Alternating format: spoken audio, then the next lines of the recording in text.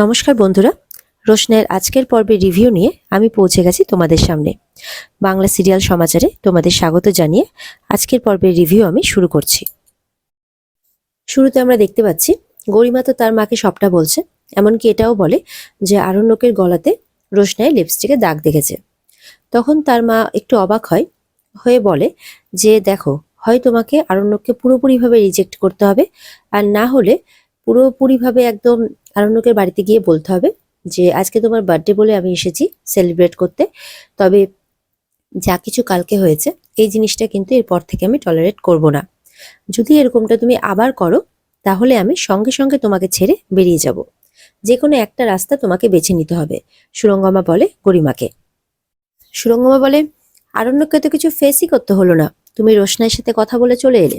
আরণ্যক তো বেশ দিব্যি আছে। তখন গরিমা বলে, কালকে আমি ওকে বলে দেব যে এটাই ওর লাস্ট চান্স, এরপরে কোনো কিছু হলে আমি সত্যি সত্যি ওর লাইফ থেকে চলে যাব। তখন সুরঙ্গমা বলে, যাও জাহ্নবীকে ফোন করো, ফোন করে কালকে অ্যারেঞ্জমেন্টগুলো করে নাও, করে নিয়ে কালকের দিনটা সেলিব্রেট করো, যাও। এদিকে তো দেখা যাচ্ছে বাড়িতে যে আরণ্যকের জন্মদিন বলে অলরেডি সেলিব্রেট করার জন্য সমস্ত কিছু অ্যারেঞ্জমেন্ট চলছে। রোশনাই তো অনেক প্রদীপ সাজানো আছে, সমস্ত প্রদীপ জ্বালাচ্ছে, আর ওদিকে মিষ্টুরা ফুল সাজাচ্ছে। এরকম ভাবে বিভিন্ন জন বিভিন্ন ডেকোরেশন করছে। এদিকে তো মিষ্টু ঠাম্মির কাছে প্রসাদ চাইছে, ঠাম্মি প্রসাদ নিয়ে এসেছে। তো বলে ঠাম্মি যে না, আজকে বাদশার জন্মদিন, তো সবার আগে প্রসাদ পাওয়ার অধিকার আজকে ওরই। তখন মিষ্টু বলে যে ও, ছোদ্দার জন্মদিন বলে আজকে আমি প্রসাদ পাবো না, তাই তো? এটা কিন্তু আমার সাথে খুব অবিচার হচ্ছে। এটা শুনে তো বাকি সবাই হাসাহাসি করতে থাকে। এরপর দেখা যাচ্ছে সেখানে গরিমা তার ফ্যামিলিকে নিয়ে চলে এসছে, তার মা বাবাকে নিয়ে। সুরঙ্গমা কেক নিয়ে এসেছে। তো তনুশ্রী বড়দিকে বলে, মানে মিনির মাকে, যে কেকটা নিয়ে ভেতরে রাখতে। আরণ্যক তার ঘরে বসে অফিসের কাজ করছে। সবাই বলে আরণ্যক কোথায়, আরণ্যক কোথায়? তখন জাহ্নবী বলে, চলো গরিমা, দেখে আসি তোমার হবু বর কি করছে। এদিকে তো জাহ্নবী আর রাজা গরিমাকে নিয়ে আসে আরণ্যকের ঘরে। আরণ্যক কাজ করছে। তখন রাজা আর কি বলে, তোকে কোনো কাজ করতে হবে না, ল্যাপটপটা সরিয়ে নেয়। তখন গরিমাকে আরণ্যকের কাছে দিয়ে জাহ্নবী বলে, এ নাও, তোমার সব সম্পত্তি তোমাকে আমি সঁপে দিয়ে গেলাম, এবার তুমি বাদশাকে রেডি করে নিচে নিয়ে আসো। আর রাজাকে নিয়ে নিচে চলে যায় জাহ্নবী, মানে তাদের দুজনকে একা ছেড়ে দেয়। গরিমা তো আরণ্যককে বলে, আমি তোমাকে ভালোবাসি, তুমি জানো নিশ্চয় যে আমি তোমাকে কতটা ভালোবাসি। কোথাও না কোথাও দেখা যাচ্ছে আরণ্যক এবার ডিস্টেন্স মেনটেন করছে। গরিমা আরণ্যককে জড়িয়ে ধরে, কিন্তু আরণ্যক গরিমাকে টাচ পর্যন্ত করে না। গরিমা অবাক হয়। আরণ্যক গরিমাকে নিয়ে ইতস্তত বোধ করতে থাকে, যেন এখন রোশনাই পুরোপুরিভাবে আরণ্যকের মনে। সেই জন্য আরণ্যক তার লাইফে অন্য কাউকে ঢুকতে দিতে চায় না। আরণ্যককে রেডি করিয়ে নিচে নিয়ে আসে গরিমা। সবার মুখে হাসি। আরণ্যক কিন্তু খুঁজে বেড়াচ্ছে রোশনাইকে। রোশনাই তো রান্নাঘরে রান্না করছে, সাথে বড় মাও আছে। মিনি সেই খাবার টেস্ট করে দেখছে। এদিকে তো বাদশাকে নিয়ে সবাই আনন্দ করছে। দাদু এসে বলে, মনে তো হচ্ছে আজকেই বিয়ে, হ্যাঁ? এই নিয়ে হাসাহাসি করতে থাকে। জাহ্নবী বলে, ফটো সেশন হচ্ছে, কিন্তু কে ফটো তুলছে জানি না, কিন্তু কে কি করছে সব কিন্তু দেখা যাচ্ছে। মজা করে বলছে গরিমা আর আরণ্যককে।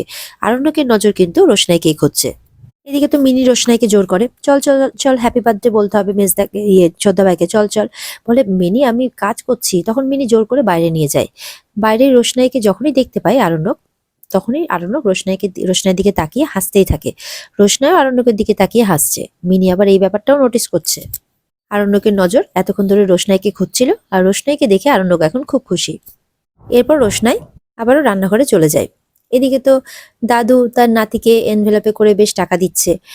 আরণ্যক নেয়ও, বলে এটা দিয়ে মন পছন্দের কিছু জিনিস কিনে নিও, হ্যাঁ, তোমার গরিব দাদু এইটুকুটাই দিয়েছে তোমাকে। আরণ্যক খুশি মনে সেটা নেয়। নীলাব্জ বলে যে গরিব দাদু কিনা সেটা জানি না, কিন্তু দাদুর যে আশীর্বাদ সেটা কিন্তু অনেক মূল্যবান। এদিকে তো দাদুকে প্রণাম করে আরণ্যক। এদিকে ঠাম্মিকে প্রণাম করতে গেলে বলে, দাঁড়াও দাঁড়াও, আমি আগে আশীর্বাদ করি, তারপর তো আমাকে প্রণাম করবে। তখন সুরঙ্গমাকে দিয়ে দেয় আশীর্বাদ করার থালাটা। সুরঙ্গমা আশীর্বাদ করতে থাকে। এতক্ষণ তো বেশ হাসি খুশির মহল ছিল।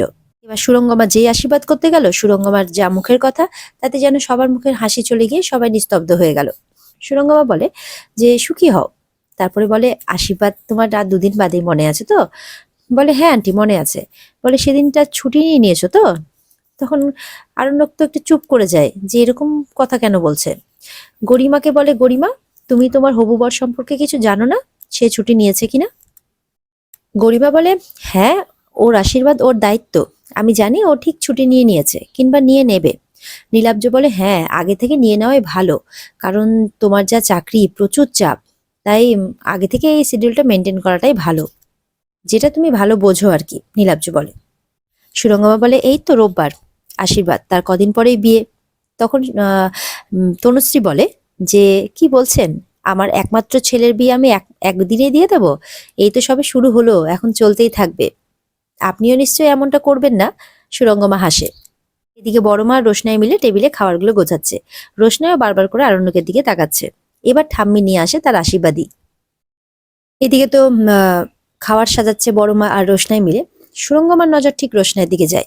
বলে, রোশনাই, আরণ্যকের খাবারগুলো সাজিয়ে দিয়েছো তো? তখন বড় মা বলে, হ্যাঁ সব সাজিয়ে দেওয়া হয়ে গেছে, সব খাবার রেডি। বলে, আমি প্রশ্নটা রোশনাই কি করেছি? বলে, রোশনাই তো এতক্ষণ রান্না করলো, এখন হাতে হাতে সাহায্য করছে। তখন তনুশ্রী বলে, তুমি যখন রান্না করতে পারবেই না, তখন তুমি বলতে, আমি কোনো কেটারার রেখে দিতাম কিংবা 5 স্টার থেকে খাবার আনিয়ে নিতাম। তখন আরণ্যক বলে, এই একটা দিনের জন্যই তো আমি অপেক্ষা করে বসে থাকি যে বড়মা সমস্তটা আমার পছন্দের খাবার বানাবে, আর প্রত্যেকটা খাবার হবে আমার জন্য অমৃত। বড়মা তো এটা শুনে খুব খুশি হয়। এদিকে তো ঠাম্মি বাদশাকে একটা ধুতি পাঞ্জাবি দেয়। বাদশাহ মিষ্টুকে বলে, এই নে, তুই আমার উপহারে ভাগ নিতে চেয়েছিলিস না, এটা রাখ। বলে, কি ধুতি পাঞ্জাবি আমি রাখবো? এই নিয়ে মজা করতে থাকে। এদিকে মিনির বাবা মা বলে যে, চলো আশীর্বাদটা করে আসি। তখন মিনির বাবা বলে, তুমি যাও না? বলে, না না, একসাথে যাব, চলো। তারাও কিছু একটা জিনিস কিনেছে বাদশার জন্য। এবার বাদশার কাছে যায়, গিয়ে বলে, বাদশা, তোর জন্য একটা টি শার্ট কিনেছি, ঘরে হলেও পরিস। তখন বাদশা খুশি মনে সেটাকে নেবে কি, তনুশ্রী বলে, কেন বর্দা, শুধু শুধু টাকা নষ্ট করে জিনিস কিনতে গেলেন? আপনি তো জানেন যে আমার ছেলে ব্র্যান্ডেড জিনিস ছাড়া পরে না। আপনি শুধু শুধু নন ব্র্যান্ডেড একটা টি শার্ট কিনলেন, সেটা তো ঘরে ফেলেই রাখবে। তখন মিনির বাবা বলে যে, কি করব বলো, অক্ষমেরও তো পাহাড়ে চড়তে ইচ্ছে করে, আমরা তো অক্ষম, তাই আমাদেরও পাহাড়ে চড়তে ইচ্ছে করে। মিনির মা বলছিল আশীর্বাদ করে কোনো কিছু দিতে হবে না, কিন্তু আমি বললাম যে না, কিছু একটা দিই, কারণ ও তো বাড়িতে সাধারণ জামা কাপড় পরেই ঘুরে বেড়ায়। আমি জানি যে ও ব্র্যান্ডেড পরে না, তাই জন্য ওর জন্য একটা টি শার্ট নিয়ে এসেছি, যেটা ও বাড়িতে সুন্দরভাবে রিল্যাক্স ভাবে পরে থাকতে পারবে। আর আমি জানি এটাও খুব আনন্দ সহকারে নেবে এবং খুশি মনেই পরবে। বাদশাহ বলে, কে বলেছে আমি পরবো না? আমি নিশ্চয়ই পরবো। আর আমি কি শুধু ব্র্যান্ডেড জিনিস পরি নাকি? আর বড় মা আমাকে যেই জিনিস দেবে, তো সেই জিনিসটা আমার কাছে সব থেকে বড় ব্র্যান্ডেড, আর এই ব্র্যান্ড পরতে পারলে আমি নিজেকে ধন্য মনে করব। এটা শুনে মিনির বাবা মা খুশি হন। নীলাব্জও তো সবার থেকে আলাদা, তাই নীলাব্জও খুব খুশি হয় আরণ্যকের এই কথা শুনে। আরণ্যক বলে, দেখো, ব্র্যান্ড সম্পর্কে ধারণা আমার সবার সাথে নাও মিলতে পারে, কিন্তু তোমাদের আশীর্বাদটাই আমার কাছে সব থেকে বড় ব্র্যান্ড, আর ওটা হচ্ছে আমার কাছে অমূল্য। তখন বড় মাকে আর মিনির বাবাকে প্রণাম করে। এদিকে তো নীলাব্জ বলছে, তুমি একদম দামি কথা বলেছো আরণ্যক, বড়দের আশীর্বাদই হচ্ছে সব থেকে বড় ব্র্যান্ড, এর থেকে মূল্যবান তো কিছু হতেই পারে না। বড় মা আশীর্বাদ করে বলে, অনেক বড় হ জীবনে, অনেক বড় হ। লোকের কথা শুনে বড় মায়ের চোখে জল আসে। সুরঙ্গমা তো আরেকজন, বলে যে এখন ওর বড় মা আর জেঠু মিলে যেই শার্টটা ওকে দিল, ও যে অফিসে চাকরি করে সেখানে এটা পরে যেতে পারবে কি?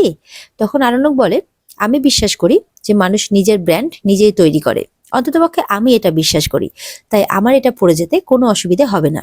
এদিকে তো জাহ্নবী বলছে যে, দেখো গরিমা, মিষ্টু কত সুন্দর সারে বাড়িটা প্রদীপ দিয়ে সাজিয়েছে, কিন্তু প্রদীপ দিয়ে সাজানোটা কিন্তু মিষ্টুর কাজ নয়, মিষ্টু জাস্ট ফুলগুলো সাজাতে হেল্প করেছে, প্রদীপ দিয়ে সাজিয়েছে রোশনাই। এরপরে বাদশার মা বাদশাকে একটা সোনার ব্রেসলেট পরিয়ে দেয়। এদিকে তো বাদশারা এবার তার বাবাকে প্রণাম করতে যায়।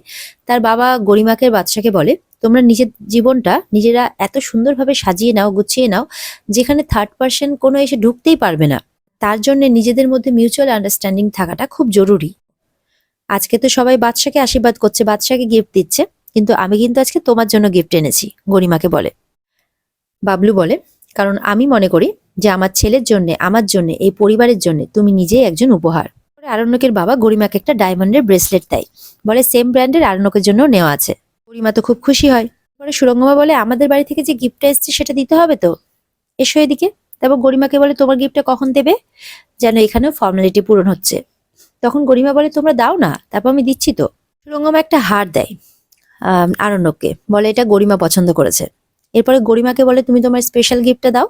দেখা যাচ্ছে গরিমা ডায়মন্ডের একটা রিং কিনেছে আরণ্যকের জন্য, সেটা এবার আরণ্যককে দেবে। রোশনাই সেটা দেখতে থাকে। আর এখানে আজকের পর্ব শেষ হয়ে যায়। তো বন্ধুরা, এই ছিল আজকের পর্বের রিভিউ। যদি তোমাদের ভালো লেগে থাকে তাহলে অবশ্যই পর্বকে লাইক, কমেন্ট আর চ্যানেলকে সাবস্ক্রাইব করে দেবে। আর দেখা হচ্ছে তোমাদের সাথে আগামীকালকে নতুন পর্বের রিভিউ নিয়ে। ততক্ষণ সবাই ভালো থাকবে। আর এই পর্বের বিস্তারিত দেখতে অবশ্যই তোমরা স্টার জলসার পর্দায় নজর রাখবে। তাহলে সবাই ভালো থেকো। টাটা।